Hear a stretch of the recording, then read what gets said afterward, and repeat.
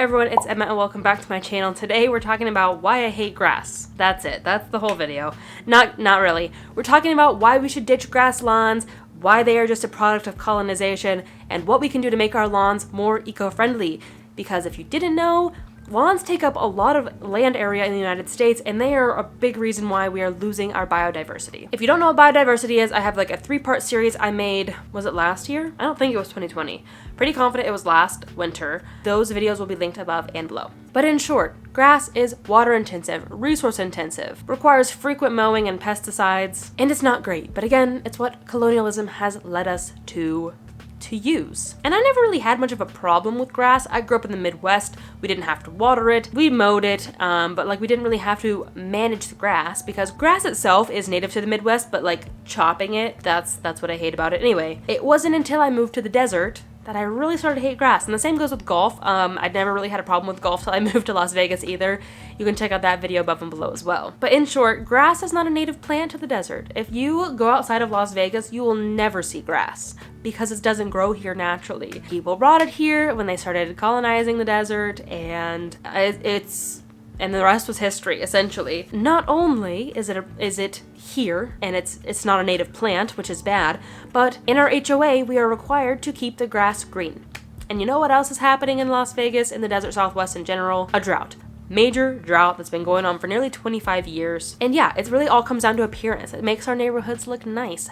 I don't think so. Most of the grass is half dead. Mine is crispy, even though I'm watering it. 3 days a week I'm allowed to water it. But of course we do have the option to switch to desert landscaping, which we're trying to do, but we're renting. It's really a game of give and take at this point because we don't want to invest that much money in this rental property because we don't own it and we're moving out in just over a year. In the long run, it's going to save a lot of water and a lot of resources. The native plants are going to attract more animals, more bugs, more pollinators. It's overall a really great thing. This whole thing got me thinking, what is the environmental impact of grass? Is there anything we can do to make grass lawns better? Should we ditch grass entirely? So let's discuss, and let's first talk about the resource usage of grass lawns. First is water usage. According to the EPA, an average of 9 billion gallons of water is used daily to water landscaping. Daily, just in the United States. I can't get over that statistic. That makes me furious. Anyway, though keep in mind they do count gardens as landscaping, which is weird to me, and we'll talk more about gardens later. I think watering plants that we're going to eat is so much better than watering plants just for decoration. But what about gasoline? Surely we're using a lot of gas to mow all of this grass. That was a rhyme. An average lawnmower mowing an average landscape, which is mostly flat with a few hills, requires 0.59 gallons per hour of gasoline. The average American will spend a combined total of 7 to 47 days a year mowing their lawn. So that's 168 to 1,128 hours per year, making the average amount of gasoline used to mow grass in 1 year per person is 99 to 665 gallons a year per person. So multiply that by the number of lawns in the United States and you get a crazy amount of gasoline used just to keep our grass short. Now I was really curious about land usage, and this number also shocked me. All of these statistics were just absolutely mind-blowing to me. Turf grass takes up about 2% total of land usage in the lower 48 of the United States. So I ran some numbers. The lower 48 is 3.1 million square miles, so 2% of that, grass occupies 62,397 square miles. And then the last one we're talking about with resources is fertilizer. Every year, Americans buy a total of 70 million pounds of fertilizer. That is not only a waste of money, but it has an entire butterfly effect on what that does to the environment. It not only affects the direct environment that you're placing that fertilizer onto, it affects the soil, it affects groundwater, and it can even leach into rivers, lakes, and the ocean and cause eutrophication, which causes species to die off.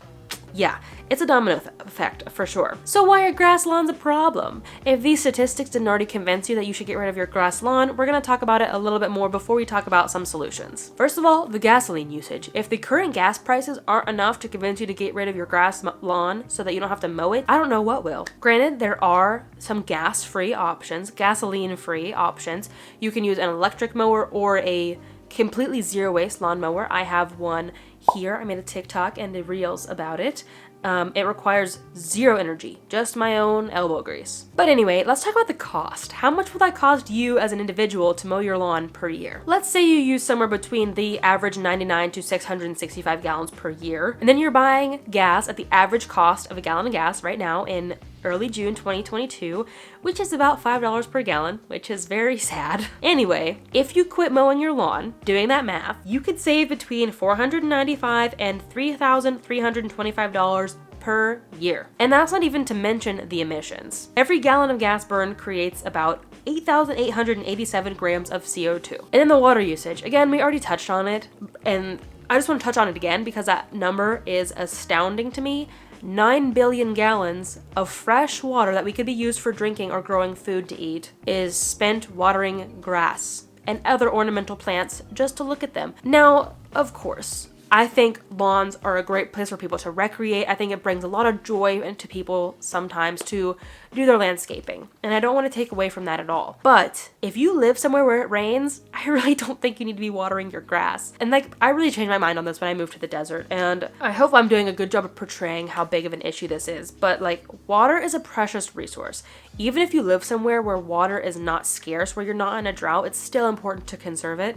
And especially if you live in the desert Southwest, wasting water on grass when we're literally about to run out of fresh drinking water, it should be a crime. I don't understand how grass is still legal when we need water to drink and we're about to run out. Anyway, I digress. And that's why I don't really have a big issue with gardens, is because we're using that water to create food for us to eat. We're not just putting water on the ground for us to look at some sort of green grass. Like, I'm mainly talking to the desert. I'm watering my grass and it's still brown. And we're going to be talking about this more at the end, but like, imagine if we switched to native plants. We wouldn't be having to use nearly as much water. And again, imagine if we planted gardens. We could reap the benefits of all that water usage instead of literally putting that water to waste. Now, land space. Again, a statistic that absolutely blew my mind. And again, I don't want to call this 2% of land entirely a waste, because lawns are a place where we recreate, we play games, we sit and we talk with family and stuff, but I feel like that's mostly the back lawns. Personally, I feel like we could get rid of grass in our front lawns. Who recreates in their front lawns? I really don't think many people do. But imagine if everyone just switched their front lawns to native plants or let them grow into meadows or whatever. We'll talk about that again at the end. We could reduce that number probably in half of wasted land space. Again, I don't want to call it a complete waste. It does have its place, but at the same time, we could be turning that space and still using it into something for more good. And I think another thing that is tricky for me to, I don't want to completely say that grass is bad, because it does sequester carbon. And so I think that's still really important, that even if it's wasted space and you're not using it to recreate or anything, it's still doing its job as being a plant and pulling carbon dioxide out of the atmosphere. That being said though, native plants do grow longer roots, as well as if you let your grass grow longer, it will grow longer roots, meaning it will sequester even more carbon. So while grass does its job sequestering some carbon, it could still be doing a better job. And then lastly, let's talk about fertilizer. Something I don't think people think about often enough is the effects that they are having on the greater environment, and not just their direct environment where they're placing that fertilizer. Of course, putting that fertilizer will contaminate the soil that you're directly putting it on, but it can also leach into groundwater. It can also make its way into larger bodies of water. And I feel like people are also using it to get rid of weeds like clover and dandelion, which are native to some parts of the country. They are also very useful plants. You can use them for like herbal medicine and so forth. But this fertilizer is used to make our lawns prettier to a greater cost to the environment. Without spending too much time on it, let's quickly talk about a few downsides to fertilizer. Fertilizers can cause water pollution, chemical burns to crops and other plants, increase air pollution, acidification of soil, mineral depletion of soil, and eutrophication of bodies of water like rivers, lakes, and oceans. Eutrophication is when manure and fertilizers enter the surface water and deplete it of oxygen. Without sufficient oxygen, plants will no longer be able to grow there, meaning no fish and other aquatic life will no longer populate these areas. This snowballs, especially if people use this water to recreate or even for food. Because if people use this area to fish for food, then they're not going to have any food to eat either, and it just keeps going and going and going. All that being said, how can we make our lawns more eco-friendly? I know not everyone's going to want to replace their grass lawn, so I'm going to give you a few options how to keep your grass lawn and make it more eco-friendly. First off, ditch the fertilizers and the pesticides. Allow the dandelions and the clover and the other weeds come back to your area, because they are native, they're good for pollinators, and that fertilizer, as we just talked about, is very bad for the environment. You can also keep your grass lawn a little longer than you normally would. I'm not saying you have to grow it into a meadow, and some areas, especially if you live in an HOA, you do have to cut it, but keep it like just a little bit longer than you normally would, because every little bit means that the root system will develop longer and stronger. It will sequester more carbon and also help with flood control. Also, please quit watering your grass if you can. I mean, if you're like me and you live in an HOA and you're in the desert, you have to keep your grass green, which is a shame. But if you live in the Midwest or somewhere where it frequently rains, please quit watering your grass. And then lastly, if you want to keep your grass lawn, please consider at least replacing some of it with native plants. This will enhance the lives of local birds, animals, and other wildlife. It will sequester more carbon, it will help your water usage, and it will probably bring some pollinators back to the area as well. Okay, so now you're ready. You are ready to quit your grass lawn. This video convinced you to get rid of your grass. What can you do instead? As someone who lives in the desert, and if you do too, you can replace your grass lawn with desert landscaping. What this looks like is mostly rocks, but of course this looks like native plants as well, so research native plants to your area. For me, in southern Nevada, it would be things like desert chia, desert sage, mesquite trees, Joshua trees. And of course, you don't have to replace every single inch of your grass. If you want to, that's great. But yeah, this bleeds into literally anyone else who wants to replace their grass lawn, not just in the desert Southwest, but replace your grass with native plants. Of course, do some research. What's native to your area? You don't want to plant invasive species. That would be bad. But this is a great thing because non-native plants tend to use and need less water than non-native plants. And again, they're just overall better for the local wildlife. You can also turn your yard into an edible one. You can plant a garden in your yard instead of grass. And I know what you're thinking, isn't that going to be time consuming? If you're already spending hours trimming your bushes and cutting your lawn and fertilizing your lawn, you can use those hours instead to plant food that you can eat. And like, how cool would that be if you convinced other neighbors in your area to plant food as well and have a garden instead of a lawn? You can all start trading fruits and vegetables and like build this really cool community. You could also turn your lawn into a clover lawn. This way it still looks green, it still looks lush, but clover requires a lot less maintenance. You really don't have to mow it, you really don't have to water it. It attracts more pollinators. So it's very low maintenance, but you can still have the beauty of lush green yard. All you have to do is buy some clover seed. And then another green yet low maintenance option is a moss lawn as well. This will not work in every environment. Moss would absolutely die if I tried to plant it in the desert. But if you live somewhere that's like very wet, like the Pacific Northwest, this could be a great option for you. It's, again, very low maintenance, very little water, if any, no mowing, no pesticides, no fertilizer, and it sequesters carbon just like grass would. But say neither of these options, I say neither, but say none of these options work for you. You really want a low waste option, a low maintenance option, but you don't want to have to plant new plants or anything.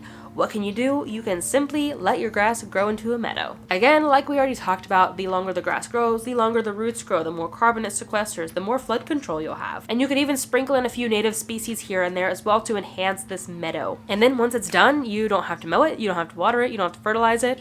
It's a great option, I think. I guess one more thing that I didn't talk about is if you do want to keep your grass lawn, you're like super convinced that grass is for you, short grass, consider switching to an electric lawnmower or a completely energy-free lawnmower. So yeah, I hope that this video was helpful and inspirational. I think it would just be really cool if we all started having more eco-friendly lawns. I think this is a great way that we can take individual action that has a really big impact, actually. How much more carbon we could sequester, how much water we could be conserving.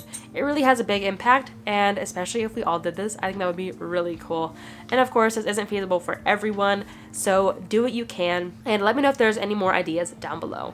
If you found any value on this video, I'd really appreciate a thumbs up, and share this with others if you think that they would find this helpful. And if you're new here, I talk about all sorts of things zero waste, focusing on free, easy, and fun ways to live low waste and practical ways to be an activist. And believe it or not, replacing your grass lawn is a way to be an activist against the wasteful system. So if you find any interest in that, please hit the subscribe button and join this community. I would really appreciate it. Thank you to all my patrons, and thank you guys so much for watching this video, especially if you made it all the way to the end. And until next time, remember that your small actions have a big impact in the long run. Bye, guys. Let's lower this. It's really flattering. There we go. That looks nicer. I felt like there was weird shadows. And then you're buying the average price of a gallon. But if you live in the Midwest or somewhere where it frequently rains, if you think about how much, yeah, how much more carbon we wow.